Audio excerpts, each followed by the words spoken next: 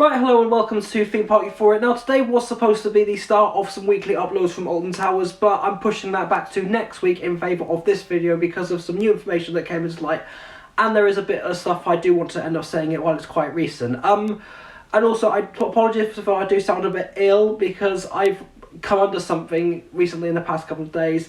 My trachea and my throat is really sore. Thankfully it's not COVID because I've just tested myself. I tested myself twice over the past couple of days. So yeah, thankfully not COVID, but I don't know what it is, and I'm probably staying indoors for the time being till the foreseeable future. So yeah, but anyway, let's just get on with the video. So if you haven't seen the recent news recently, messed up that one a bit, sorry. Anyway, in this video I'm going to be talking about some recent news that came to light from Drayton Manor regarding one of their biggest attractions in the park. The ride in question, which is Pandemonium.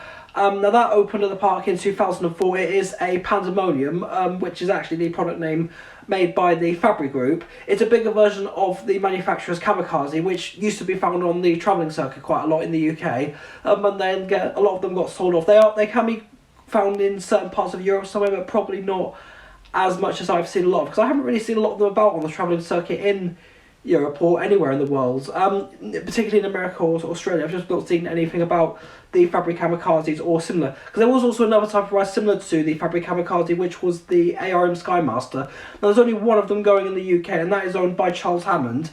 Last time I saw that was actually 6 years ago, and that is still travelling to this day, and I do hope that I'll be able to see it again.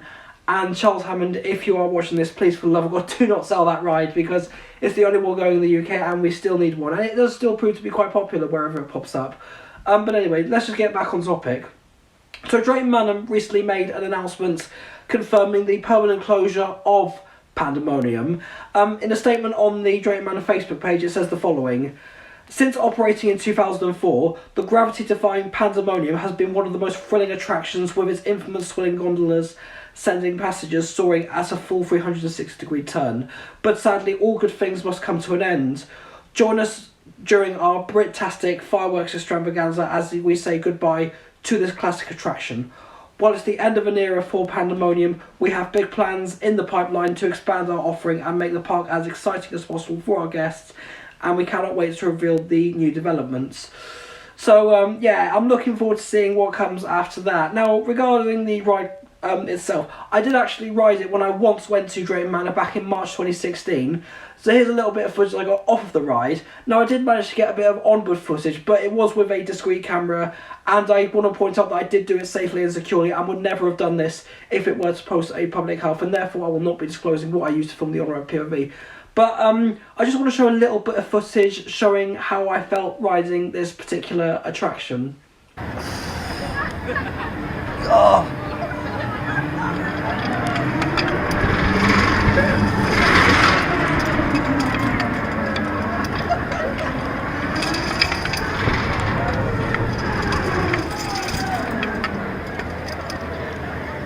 Oh my goddamn legs! Oh!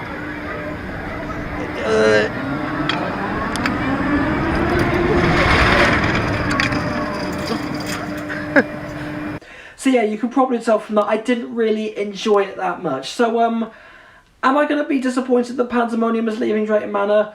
Personally, not really, having ridden it once, and if I went back to the park I probably wouldn't have ridden it again. So yeah, I'll put it at that. I guess the sole reason why I really didn't enjoy Pandemonium was because, for one simple reason, because it was one of the most uncomfortable rides I have ever been on. And the only sole reason for that I can say for that is because it actually has the older version of Fabry's safety restraints, the over-the-head shoulder bars.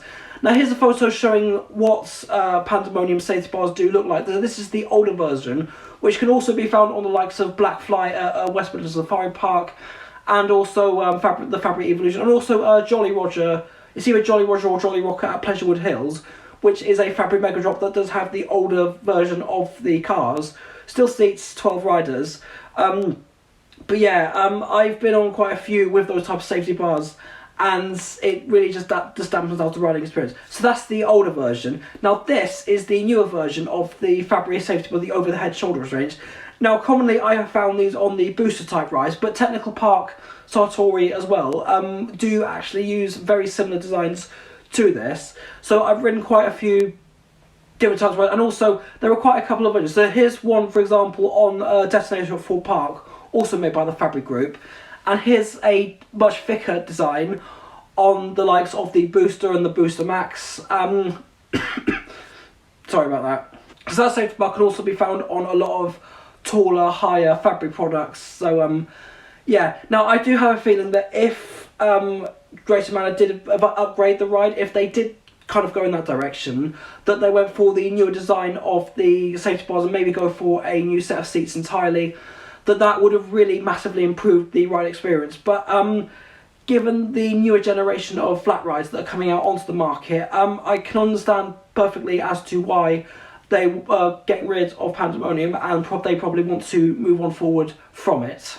One other thing I do want to say about Pandemonium is it did have a very large rider capacity. So on the end of each arm you would have 32 riders. So there's 4 cars, each of which have 8 people sitting back against each other. So there's 4 of them on the end of each arm. 4 times that, 32. Now double that, because of course we have 2 arms, that is 64. Now that is a very large ride capacity, so I'd imagine that would have really had a massive reduction on waiting time, and very big as well, because that is double of what flat rides normally are. In fact, flat rides tend to have less than half of what Pandemonium holds, so yeah. God, I really shouldn't have filmed this video while I was ill, but I had to put up something. But anyway, carrying on. Now at the moment we do not have official confirmation on what exactly is happening to the ride once it's removed from Drayton Manor. We haven't seen it pop up on any for sale websites like Apocalypse did, which I will get back to briefly. We haven't seen any planning permissions or anywhere regarding on relocations for the park, or any news, absolutely no news has come into light, or if the ride has gone into under new ownership and will be going to a different park. So again, no official confirmation on exactly what is happening to the ride, or where it will be going, or if it will be going, or like the fate of the ride. Is it going to be sold? Is it going to go to a new location? Is it going to go to a new owner? Will it be retired as a whole? Will it be scrapped? Again, absolutely none of those have been officially confirmed, and absolutely no information regarding that has came into light. One thing I do like about this is the fact that Drayton Manor has actually confirmed it will be the end of this particular ride. Now there have been a lot of rumours speculating that Apocalypse, that 2021 was going to be that ride's last season, as it was listed for sale on, I forget the name of the website it was on, but I do know of a few ride for sale websites, but I just can't remember the name of the particular one that Apocalypse was listed on. Now Drayton Manor have not made official confirmation that this will be Apocalypse's last season, so therefore this does hint that 2022 the ride will be opening again to the public, which I do actually want to get back to Drayton Manor just in case 2022 is Apocalypse's last season, because I do actually love that drop tower, one of the most intense rides in the parks, and personally I think it would be a big mistake if Drayton Manor did end up getting rid of it. Now going back to what Drayton Manor said about future developments in the statement, again, we haven't really had a lot of official confirmation of what they're going ahead with, but they have made a lot of developments when they changed hands. For example, I know when it was independently owned, they before they went into administration, by the way, they weren't really doing a lot with the park. Like, we didn't really have a lot of new additions coming. We did see a few rethemes and changes to some rides and attractions, but never really anything new or big coming in as a whole while it was independent in the past years or so before it changed hands.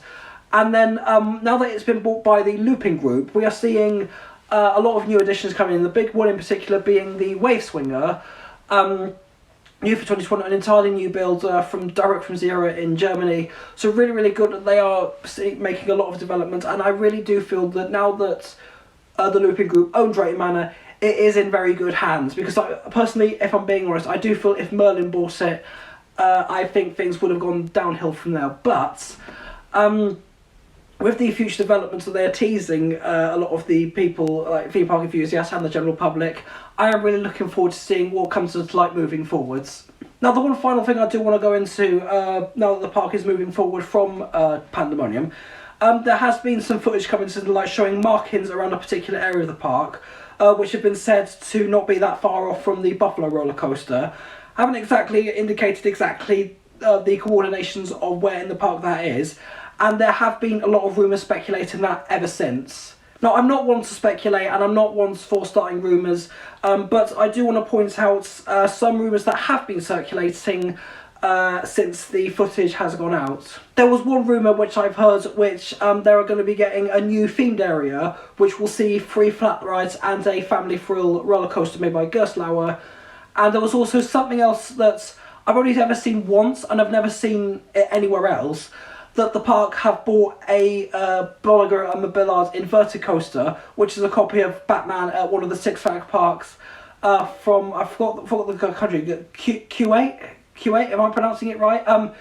Q8 Adventureland City. I can't remember exactly what it was on the top of my head. I should have really had the notes on before I started filming this video, but I don't want to waste any more time because the video would drag on longer than it is already. So just to clarify on that, the other rumour from that one I mentioned previously before this was that Drayton Manor are looking into buying a second-hand B&M inverted coaster, which is a copy of Batman from a park in Q8, which was dismantled at the end of 2020 last year. Let me just clarify. These two which I've just mentioned are just rumours. They have not been officially confirmed. We've had absolutely nothing official coming to light. No confirmation, so all of this is just rumours and speculation, so I'm not going to comment on this. I'm just pointing out what is exactly going on. But if you do see any of these two rumours, for example, like the 3 flat rides, new themed area, and a Gerstlauer family thrill coaster, or a second-hand B&M inverted coaster, keep in mind, these two are just rumours. They are not official, they're not confirmed, nothing officially from Drayton Manor itself has come into light about any of these two. So if you are getting your hopes high about either of these two, just don't. Because we know what the theme park community is like for starting rumours.